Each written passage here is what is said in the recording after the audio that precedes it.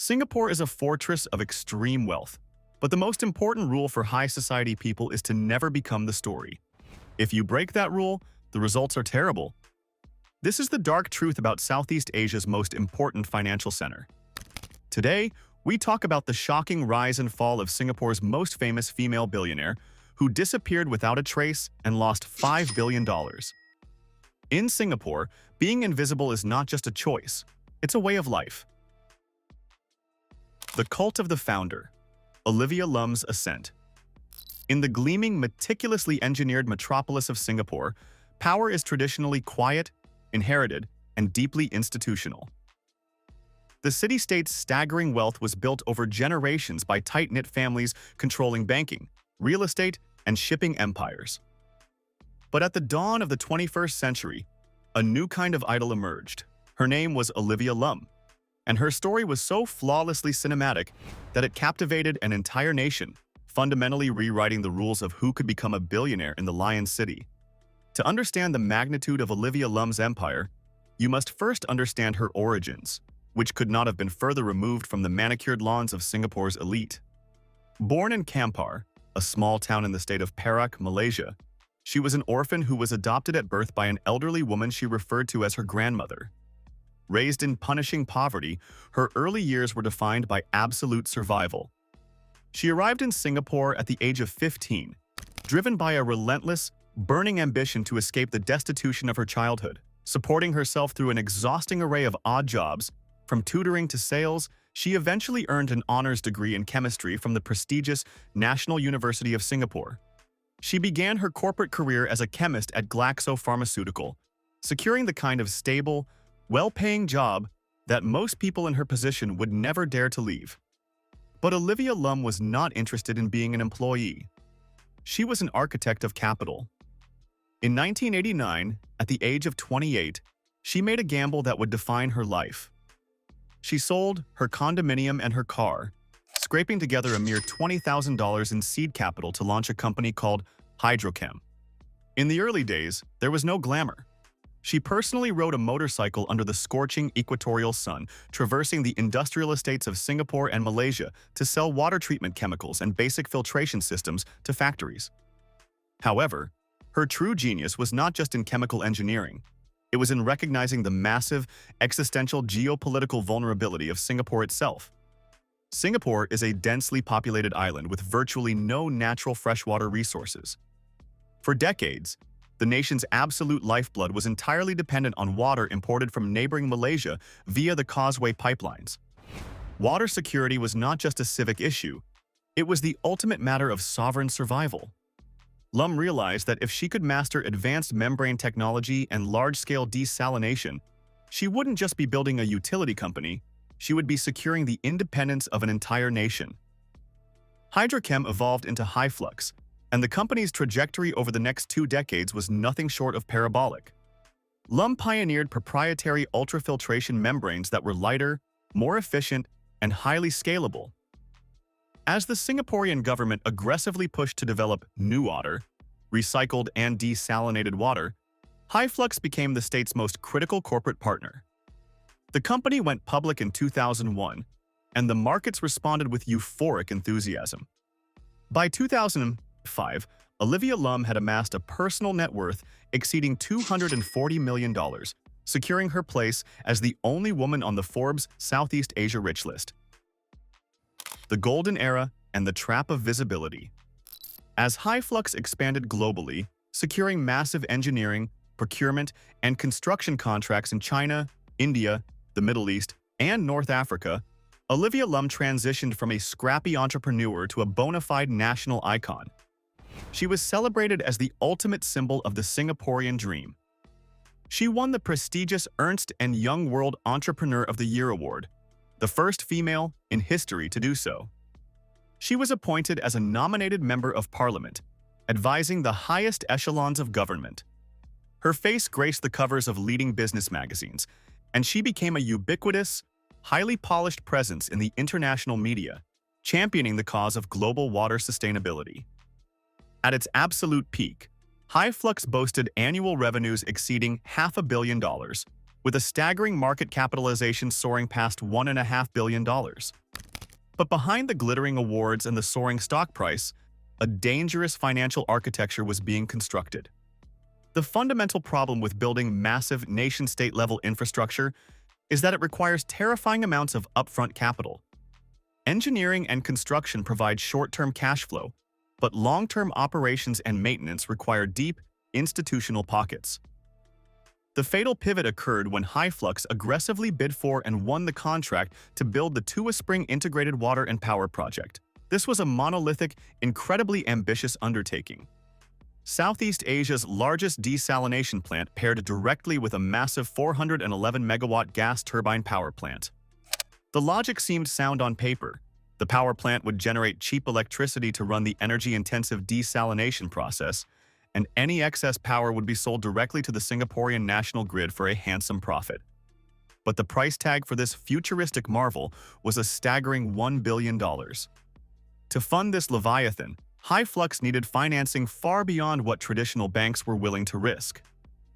Under Lum's direction, the company turned to the public markets, specifically targeting retail investors.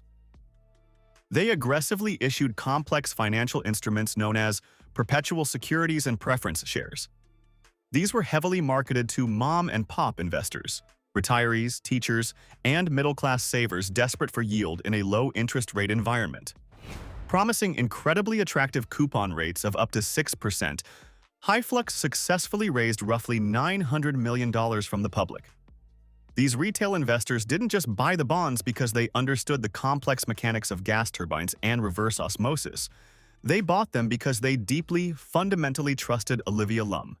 Her hyper-visibility, her government accolades, and her status as a national hero served as an implicit, albeit legally non-binding, guarantee of safety. The $5 billion wipeout and the Vanishing Act. In the ruthless arena of global commodities, financial models are only as strong as the macroeconomic variables that underpin them. In the mid-2010s, the Singaporean energy market experienced a sudden, catastrophic structural shift. A massive oversupply of natural gas flooded the market, completely collapsing electricity prices. The Tuwa Spring Power Plant, which was supposed to be the cash-generating engine of the entire HyFlux empire, suddenly became a massive, bleeding liability. The power it was selling to the grid was fetching prices far below the actual cost of production. The debt trap slammed shut. HyFlux found itself burning through cash at a terrifying velocity, desperately trying to service the interest payments on its mountain of retail and institutional debt. In May 2018, the unthinkable happened. HyFlux, the pride of Singaporean engineering, abruptly applied to the High Court for protection against creditor claims. It was the financial equivalent of a cardiac arrest. The company revealed that it was suffocating under a crushing debt load of nearly $3 billion. What followed was the most dramatic, painful, and highly publicized corporate collapse in modern Singaporean history. The sheer scale of the destruction was staggering, wiping out an estimated $5 billion in combined equity and debt value. While institutional banks absorbed heavy losses, it was the tens of thousands of retail investors who were absolutely decimated. For many, their investments in HyFlux perpetual securities represented their entire life savings. As the restructuring process dragged on, the public's adoration for Olivia Lum mutated into visceral, unadulterated fury. The outrage reached a boiling point when a prominent investor rights group published a scathing open letter revealing that, during the decade preceding the collapse, Lum had allegedly received over $60 million in personal dividends from her massive shareholding. While retail investors were watching their retirement funds evaporate into thin air, the founder had successfully extracted a massive, life-altering fortune. Lum was forced to face the wrath of the public in a series of highly charged, deeply uncomfortable town hall meetings. Standing before thousands of furious, heartbroken shareholders, the once untouchable CEO looked entirely defeated. Despite desperate attempts to secure white knight investors from the Middle East and Indonesia, the math was simply insurmountable. The company was ultimately forced into liquidation. And then, Olivia Lum executed the most chilling maneuver of all. She completely vanished. After stepping down from her corporate roles and resigning from her various board positions, she erased her public footprint entirely. There were no more magazine covers, no more keynote speeches at global economic forums, and no more public sightings. The woman who had built a $2 billion empire from absolutely nothing, who had served as the face of Singaporean innovation, retreated into the absolute shadows. Her story remains the ultimate cautionary tale of the Asian capital markets. She traded the safety of privacy for the immense leverage of fame, and when the foundation cracked, she was left totally exposed to the brutal, unforgiving judgment of history. The antidote to fame: Chu Gek Kim and the Fortress of Old Money. While the spectacular implosion of Hyflux dominated the front pages, the true enduring wealth of Singapore was quietly doing what it does best: operating completely out of sight. To understand the extreme contrast between temporary corporate fame and permanent generational power, we must examine the ultra-private heiresses who view public visibility not as an asset, but as a severe liability. Enter Chu Gek Kim, a woman whose estimated net worth exceeds $1.5 billion, yet who could likely walk down Orchard Road entirely unrecognized by the general public. If Olivia Lum represented the loud, aggressive ascent of new money, Chu Gek Kim represents the silent, unshakable fortress of institutional old money. She is the granddaughter of the legendary Tan Chin Tuan, the formidable former chairman of OCBC Bank, one of Southeast Asia's most powerful financial institutions. Chu was born into a world of immense privilege, but she is far from a passive beneficiary of a trust fund. As the executive chairman of the Straits Trading Company, she orchestrated one of the most brilliant, stealthy corporate transformations in modern Asian history. When she took control of the 130-year-old company in 2008, it was primarily known as a traditional, somewhat sleepy tin smelting business.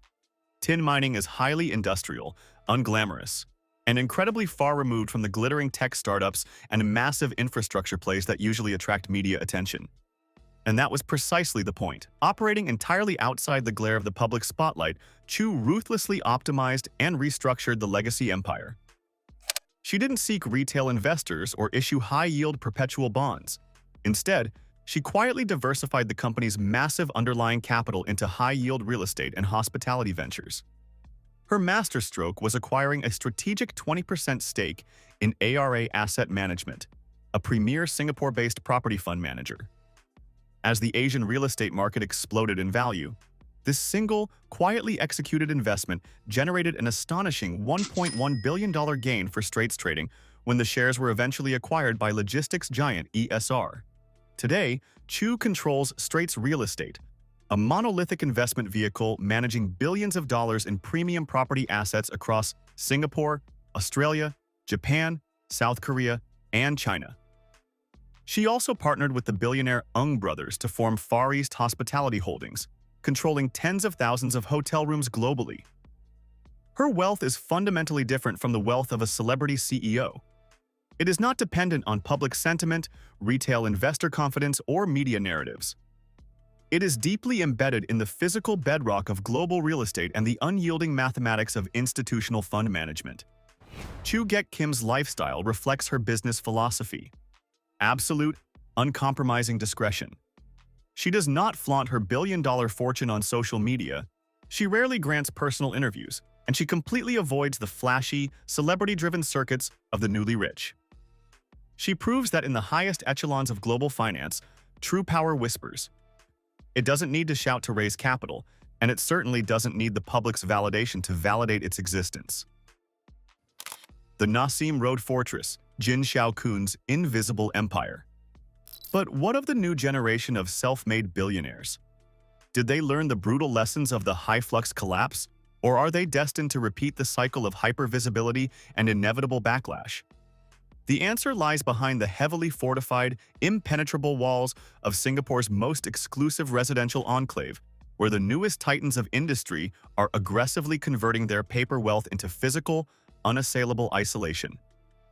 Consider the trajectory of Jin Xiao Kun, the billionaire co-founder of nanofilm technologies. Alongside her husband, Dr. Shi Shu, she built an absolute juggernaut in the deep tech sector. Spun out of a laboratory at Nanyang Technological University with a mere $300,000, Nanofilm specializes in advanced nanotechnology and vacuum coating solutions used in smartphones, automotive components, and cutting-edge electronics. When the company went public in a blockbuster IPO, the couple was instantly minted as billionaires, controlling a majority stake worth billions of dollars. Unlike Olivia Lum, who utilized her wealth to build a highly public persona, Jin Xiaokun utilized her immense capital to buy the ultimate luxury in land-scarce Singapore. Total, absolute geographical separation from society. In 2021, Jin executed one of the most staggering real estate transactions in the history of the nation, purchasing a property known as the Lady Vale Bungalow for an eye-watering $128.8 million. This is not just a house. It is a fortress located on Nassim Road. To understand Nassim Road is to understand the absolute apex of the Asian social hierarchy. It is a lush, heavily forested, ultra-exclusive avenue situated just steps from the Singapore Botanic Gardens. It is affectionately known as Billionaires Row, housing a concentration of wealth so dense it rivals the GDP of small countries. The residents here are not celebrities. They are royalty, embassy officials, and the hyper-elite founders of global conglomerates. The Lady Vale Bungalow is classified as a good-class bungalow, GCB, the holy grail of Singaporean real estate. There are only roughly 2,800 GCBs in the entire country, and the regulations governing them are fiercely protective. They must occupy a minimum land area of 15,000 square feet and cannot be built higher than 2 stories, ensuring that towering condominiums cannot peer down into their grounds. Jin Xiaokun's property sits on a massive, sprawling freehold plot of over 32,000 square feet. For the ultra-wealthy, a Nassim Road GCB is the ultimate physical manifestation of stealth wealth. The properties are intentionally set far back from the street, accessible only via long, private, heavily secured driveways. Dense canopies of ancient tropical trees and high, reinforced walls create an architectural moat, rendering the mansions entirely invisible to the passing public. Analysts estimate that beyond the nearly $130 million purchase price, Jin likely spent tens of millions more on bespoke renovations, integrating elite security systems, subterranean garages, and autonomous power structures. This transaction represents a profound shift in how modern Asian wealth protects itself. Jin Xiaokun did not buy the Lady Vale Bungalow to show off her wealth. She bought it to completely erase herself from the public gaze. While a retail investor in an HDB flat might recognize the name of a public CEO, they will never, ever catch a glimpse of the life lived behind the iron gates of Nassim Road. Jin and her husband successfully extracted billions from the public markets, but instead of lingering in the spotlight, they immediately retreated into an impenetrable sanctuary. They understood that in a city where every move is monitored, true freedom is the ability to lock the world out. From the devastating, highly public collapse of a national icon to the silent, heavily fortified mansions of Nassim Road, the richest women in Singapore prove that true power is entirely invisible. Wealth can undoubtedly buy magazine covers and public adoration, but generational empires are built and protected in the absolute shadows. Which of these extreme financial journeys fascinated you the most? Did Olivia Lum's vanishing act shock you, or are you more intrigued by the invisible billionaires of Nassim Road? Let us know in the comments below and subscribe for more deep dives into the hidden world of ultimate wealth.